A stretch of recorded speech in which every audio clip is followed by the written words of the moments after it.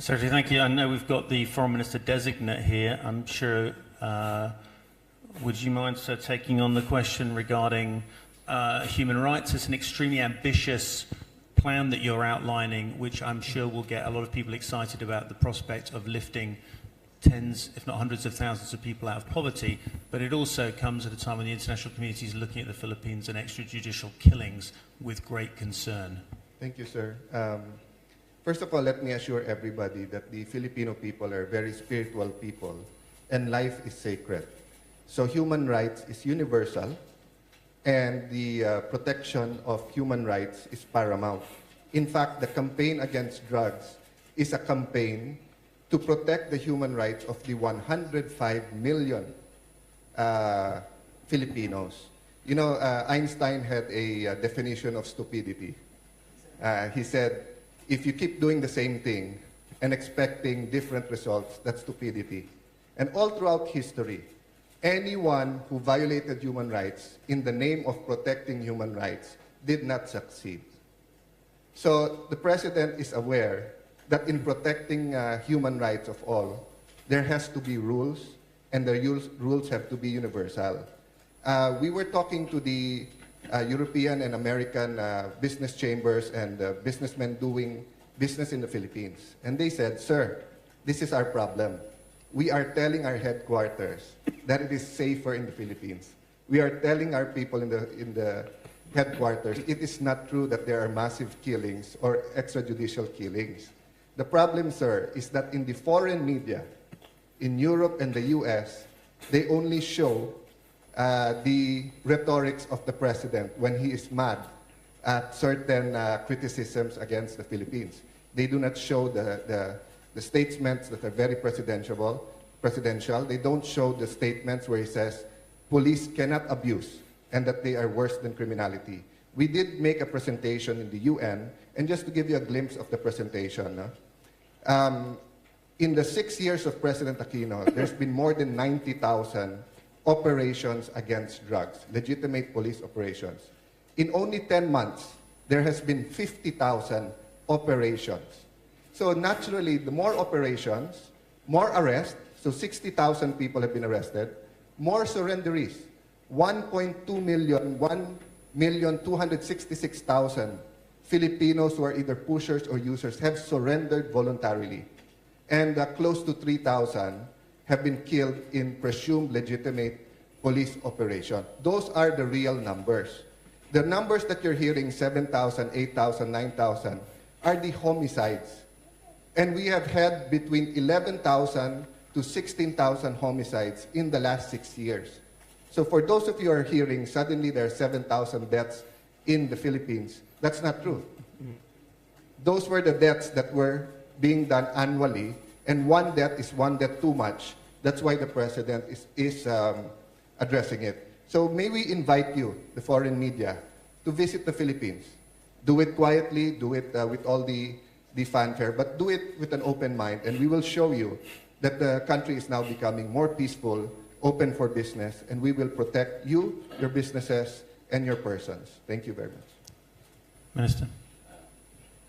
Thank you, Secretary Alan. I'm Ramon Lopez of the Department of Trade and Industry. I just want to add that in recent reports also, many have concluded that 82% actually are saying that the Philippines is much safer.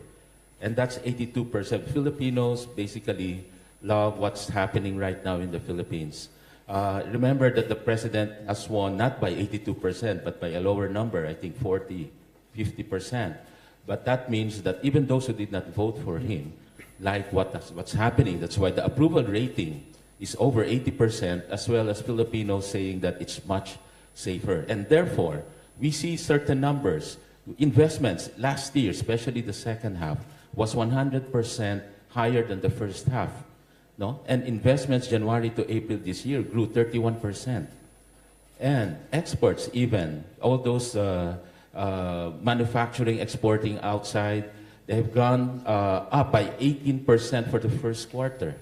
No? So a lot of very positive indicators, especially on the investments. And the investment confidence is here. Business confidence actually has gone up to 34% when it used to be less than 10%. and consumer confidence used to be negative, number is now positive 14%. I guess those are the numbers that we're seeing that showing greater confidence. And we simply invite everyone just to ride on the economic growth and this economic breakout, and don't be left behind. Thank you. Okay, thank you. Sorry, I missed out the follow-up question on airports. Could you be more specific on which particular airport projects you are favouring and where you see priority being given, Minister? Right now, just for the information of the group, we formally opened the Puerto Princesa, a tourism facility in Palawan. Put it on record. This airport was not started during our term. It was delayed insofar as completion is concerned, and we pushed and pushed for its completion. And so it is completed and now fully operational.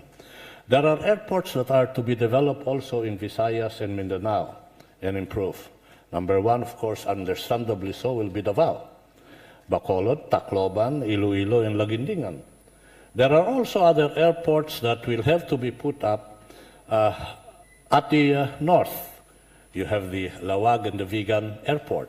So you will see that the development airports will not only be insofar as primary gateways are concerned, but more importantly also insofar as regional connectivity is concerned. Addressing more importantly the following factors. Number one, the tourism impact, if there is a tourism potential. Number two, the demographics of people that requires movement. And number three, the production and the flow of goods, whether agriculture or finished products. These are the considerations that are being put into the equation of developing airports in the regions and in the provinces. Okay. And we heard also about where the money is coming from. To what extent is this money coming from China? Or I think you said it's going to come in the form of soft loans and in terms of raised debt? Well,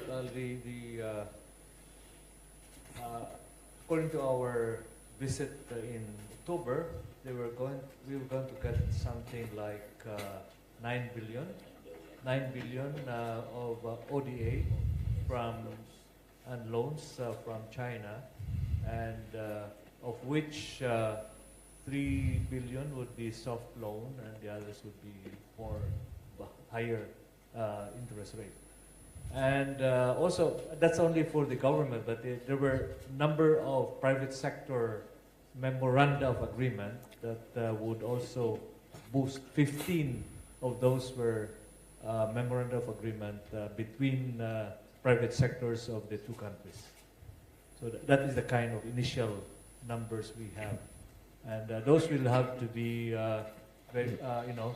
confirmed when we visit again China in Beijing and Japan.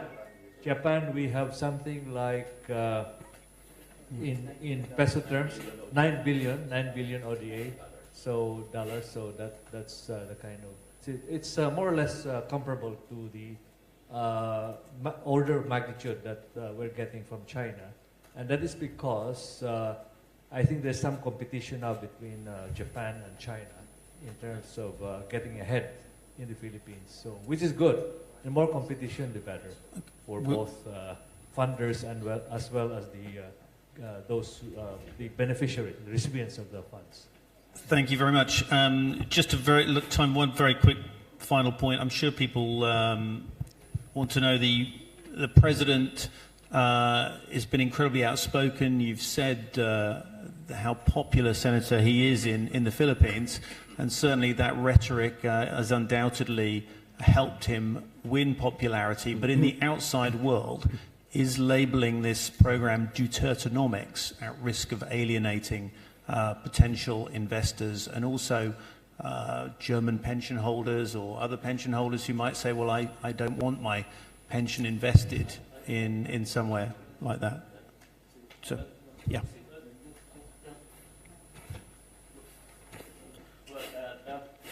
Philippines is a nation that is in a hurry to improve the lives of the Filipinos.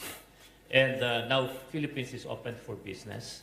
And it's not the question of where the money is coming from. It's not just only China, but Philippines is open for business. So all nationalities are welcome to invest in the Philippines in our Duterte economics. So we have a whole nation approach where all the agencies, all the ministers are working together to make these things happen. And for the energy that I represent, we need additional 43,700 megawatts to realize, to support that. And that 43,000 megawatts is something like additional of 100 billion investment available for all willing investors. And we're saying that this is open for all. Minister. And if I may add quickly also, precisely that's why we are having this Dutertenomics as a way really to communicate that Duterte is not just about drugs.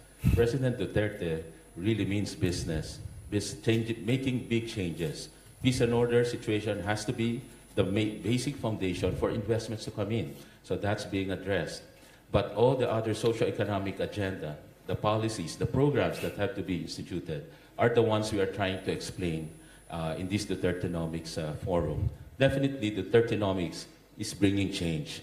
It's not the usual growth that we're having. It's inclusive growth. And it's for the first time that we're talking about addressing inequality, making the powerless empowered. So we're trying to empower the nation. Empowering the bottom of the pyramid is empowering the nation.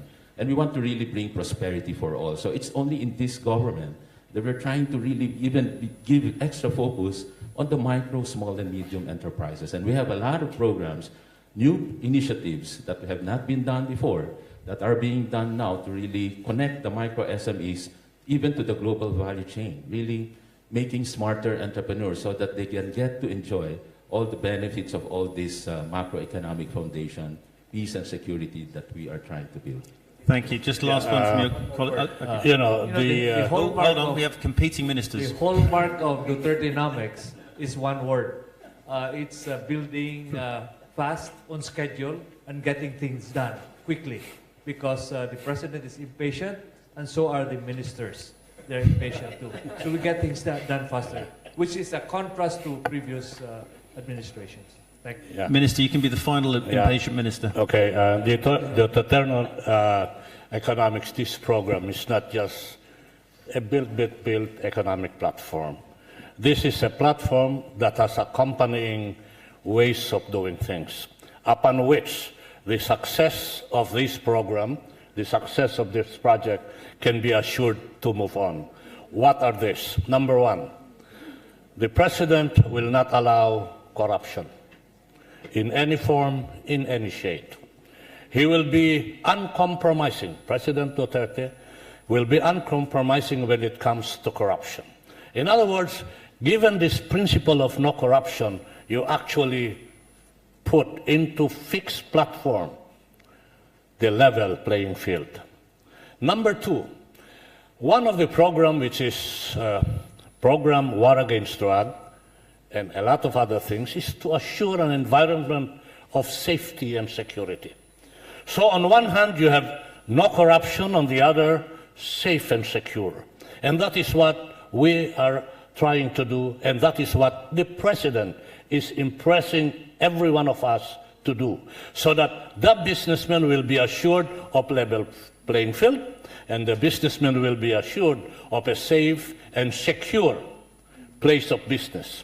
Number three, we follow the principle of accountability and transparency. Let me just cite one thing. Number one is how the process will be implemented.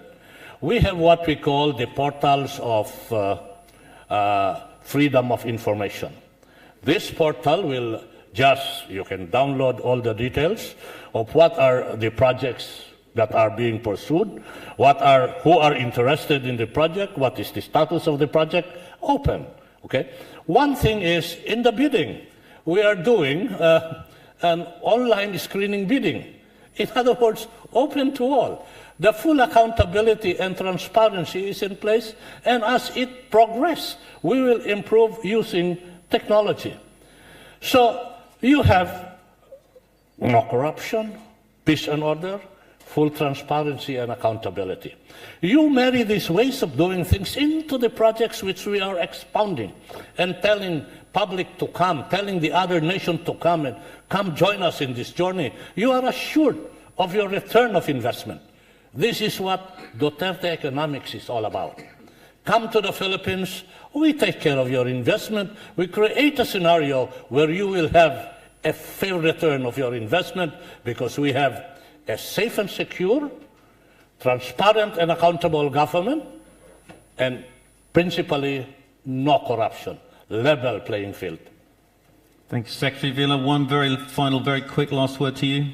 Yes, again, thank you. And I'd just like to reiterate this Dutertenomics is one of the most, an unprecedented program. As we know, countries in Asia, there's a need to invest heavily in infrastructure to unlock the potential.